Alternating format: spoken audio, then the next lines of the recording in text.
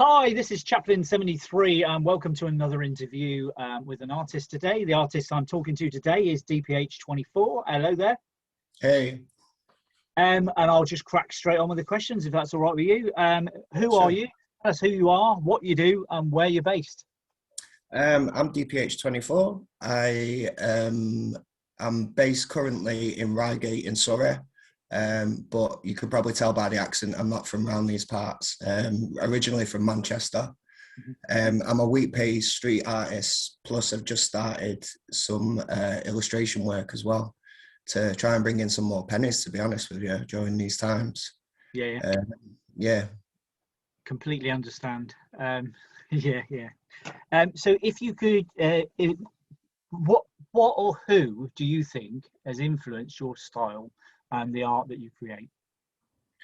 Well, I'm a lino print artist. A lot of my street work is lino print, and that came around from I used to work as a support worker, and one of my colleagues actually supported me through quite a difficult time. I struggled with my mental health in general, have done for as long as I can remember, but in 2016 I was actually diagnosed with Asperger's. So it was quite eye-opening for me at the time. But yeah, a friend of mine who was running the art department said, we can't give these sharp things to the children that we're working with. So here's a load of cutters and there's a load of lino, and yeah, off you go, really. Yeah. So I just started doing it for myself, exploring what the lino could do, exploring what was in sort of my imagination, but also like really focusing on the process, really focusing on the cutting, and even with the printing, it was all about that. And I'd never had any desire to sort of promote myself as far as that was concerned.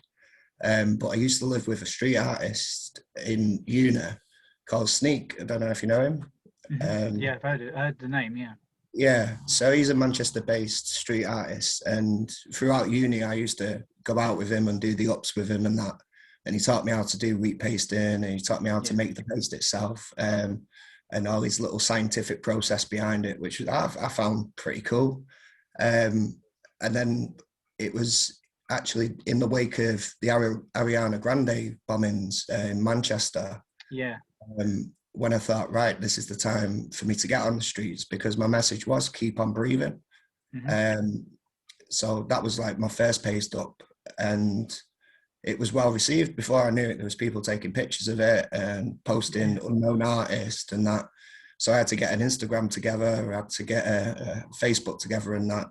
And it's sort of like accidentally gone from there, really. I've done a full series now of the Keep On. And yeah, it's been well received. There's some over in California right now, in Arizona, countrywide as well. So yeah, it's kind of sort of like, oh, I have to do it, you know. So yeah, no pressure. Yeah, no pressure at all. No, Manchester did respond. The street art scene did respond really quite. There was quite an outpouring of art as a response to the bombing in Manchester, which I did see online. You know, I saw quite a lot of art in Manchester in response to what was going on there, and it did seem that the community was sort of like rallying behind the street art. So, yeah, probably well received at the time because people were very aware of it. Yeah, I mean, there was a lot of the B art going on, being the symbol of Manchester. So yeah, people were hitting the streets and actually finding a bit of comfort in what the work that was going up. And there was a lot of pieces communicating, even when they, they're just individual pieces, but when they've become collective on a wall, they start communicating, and it was a beautiful thing to watch, really, and be a part of. Yeah. And you use the traditional wheat paste recipe, do you? I use a recipe, yeah. So I cheat. I use PVA glue. Oh right. I water PVA glue down, and I use that, and I found that it works brilliantly, so I just stuck with that. But I It did gives you look at some recipes for the wheat paste, and I've toyed with the idea of actually going for a proper wheat paste. I'll give you my recipe later. Okay, brilliant. Very Yeah, simple and cost you less than a bottle of PVA, definitely. right. I buy it in bulk. I buy it from Wickes's for £10 for a massive crate. Oh, the big barrels, like, Yeah, yeah. So yeah, I mean, all of these are done with PVA. yeah. It's I found with my early works, I did start with PVA because I was using water-based inks. Mm-hmm. And I was trying my hardest not to pay out for this art form that I wasn't really aware I was any good at, or, you know, if anyone was going to take interest in. So I was using water-based inks because I didn't want a tiny thing for like 20 quid, you know, Yeah, yeah. oil-based stuff. So I started with that, and then PVA watered over the top to give it sort of some weather resistance, and the fact that, you know, the wheat paste would actually not move the image. So yeah, I found out the hard way. It took me hours to do it that way. So I just had to get a bit of oil base. So Yeah, yeah, yeah, yeah. that's where I've been up to now, like, because it's basically slap on and it's done. I put a piece up in Bedminster years and years ago, and my daughter moved to Bristol, and she was quite near Bedminster, and she went to Bedminster. She took a photo of this piece, and I must have done it like 3 years before, and it was still up. I was quite surprised, like just with PVA glue, and I was like, I'm just going to stick with that then. So yeah, It gives it a resistance, but it does give it a sheen as well. If you wanted a matte finish, yeah, you know, it is harder to get a matte finish with it. yeah, yeah.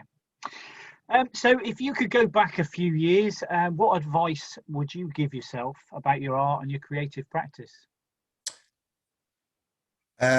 Probably buy that oil-based ink, because that's going to save you at least a week's worth of real heartbreak, because when you print your first lot and it smears and there's no image left, then, you know, you could have learned from that one. But do more, just get it out there, get it done. It's been more difficult recently, of course. Even getting on the streets has been more difficult. But yeah, just to have a bit more faith in myself, and there are people who want to see these messages or hear these messages, and whether it be an interaction between my piece and another piece of street art, or a standalone piece, you know, just get out there and do it. But get organized, because I'm so lazy sometimes, and it's like, especially at the moment, it's like, okay, art time. And I think when it's regimented like that as well, your creativity is like, you know, get creative now. I just find it so difficult. It has to be quite natural, but then if I don't actually plan for it, then yeah, just to get my ass moving more. I'm the same. I spent many years not doing art as much as I probably should have, and I think that, you know, now that I do it quite regularly, it's I enjoy it more, because I know I've got something to look forward to, and I really look forward to doing art, and I love that creative output, and I find it quite therapeutic myself, and just doodling, drawing, painting, whatever, you know, and I find that quite a good way to relax. And I think of all the time I've spent, like, in the evenings sat in front of the television watching mindless crap on the telly and thinking, why am I watching this, where I could have been creating, you know, I could have been developing my what I do a lot quicker than I did, if you know what I mean. So yeah, I think getting organized is a really sound piece of advice. So if you could go back in time again and spend 24 hours with any artists that you wanted to, living or dead, at any point in history, who would you like to spend 24 hours with, and what would you do? This is I've thought about this question, because there's loads of like icons that I could say. Andy Warhol's a big one, but I think that's more to do with the link with him and Velvet Underground and Nico, and, you know, that whole scene. Because I'm a musician myself, so that's kind of, I think he sort of encapsulated a scene I would love to have been around. But then, as I was saying earlier, it's getting to meet some of these artists that I've seen work for years, like just being put up. And Mhm. I have been fortunate to meet quite a lot of street artists. But actually, background Bob, I feel like I know the guy, and Yeah, I feel like I know his crew. I feel like I know his dad and that. And it'd just be great to spend like a day just shooting the shit and making some art and making him yeah, laugh. I know he's well down with fart noises and that, so yeah, it's just like I think that'd be a real cool day yeah, to chill out with him.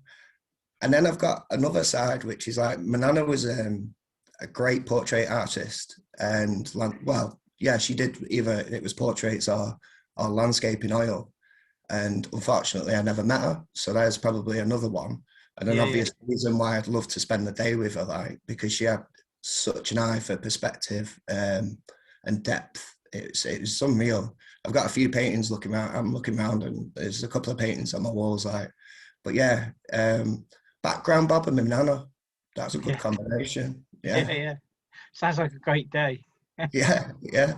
With a bit of Velvet Underground in the background. Fabulous. Andy Warhol walking around taking pictures. Yeah. Yeah.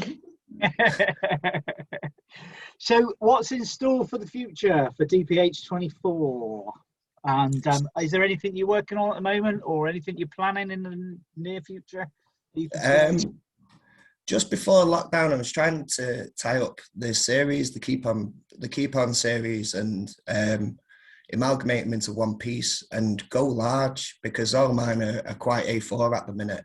Mhm. So I wanted to do something on a bigger scale. So I started a woodcut, incorporating all my pieces up to now. It's just blackened up and it's ready to roll. But being able to get out on the streets and actually put some work up at the moment has been, well, I've not been out in a while Yeah. with the purpose of pasting up, like.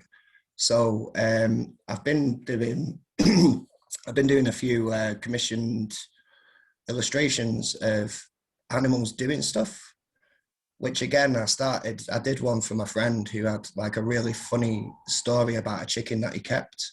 He Mhm. worked at a chicken farm, and he went every day on his bicycle, and it was his birthday one day, and they said, "What do you want?" And naturally he said, I'd love to adopt a chicken for the eggs and that and the company.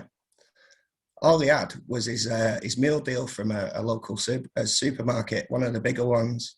Yeah. So yeah, the image he sent me was this chicken in a bag, and just like me imagining him going on his pedal bike, and I was like, all right, what's your chicken called? Tesco. So he's got a great sense of humour. He's a Scouser, but I just love the story, so I just Yeah. started Yeah. sketching it out and that. And since then, I've had like neighbours and friends saying, "Oh yeah, my pet. I used to do this with my pet, or I used to have this animal." And so yeah, animals doing stuff at the moment. And like I said before, I've never give myself credit for actually. That's all right. That's pretty good. Yeah. So yeah, I'm kind of like pushing my illustrations at the moment, and yeah, trying to hone in a bit more on the technical drawing. Yeah. I did.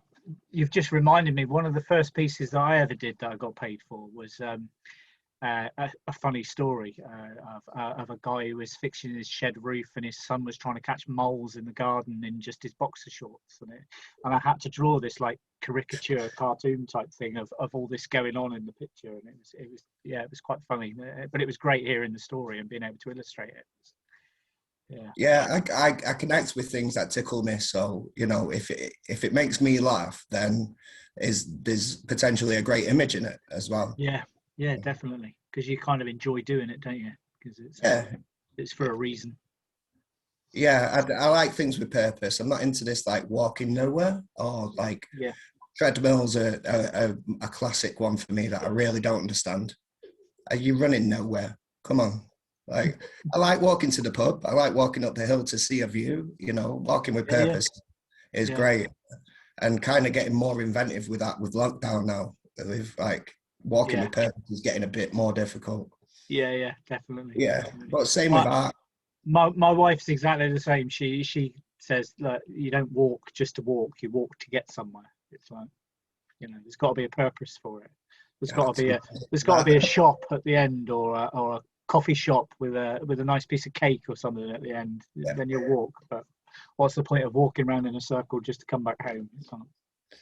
Yeah, I mean, I can put 99% effort into something that's an idea, and maybe if there's a bit of coin behind it, but it's always that 1% that at the end you start resenting it, and it's, you know, and that can come across in your images, you know. But yeah, I've got to be well into it for me to push forward. Yeah, I mean, I don't do commissions. I just I do what I want. If people want to buy it, they buy it. If they don't, they don't. But I'm not trying to make a living being an artist. You know, I've got my job and I do my art. You know, maybe one day my art will pay my bills, but I don't know. You know, I'm not really worried whether it does or it doesn't. It's just something I do. I enjoy. So yeah, I just do it for me, and don't do it for anyone else. If anyone else likes it, then that's just a bonus, isn't it? Definitely. All about the process, man. Yeah, definitely. Well, it's been great talking to you. I didn't really know much about you beforehand. I've never met you before, so it's always great talking to somebody I've not met before. And thank you for giving up your time today. Have you got anything else you wanted to tell the world before you go? Check me out on Instagram, Facebook. Down there, DPH24 illustrations, as well as my street art account. And a great band called The Lone Buffalo as well. If you ever if you want to send me some links, when I put this up on YouTube, I'll put all the links below that you want added, and people can just go below and click on the link. Ideal. Buzzing. Thanks for chatting for me anyway. No worries. Thank you for giving up your time, and if you like what you've seen today, please hit the subscribe button below. I will be interviewing loads more artists this year and next year or whatever, and yeah, just come along for the ride. Thank you for joining me today. It's been a blast, and I'll see you in the next interview. Cheers.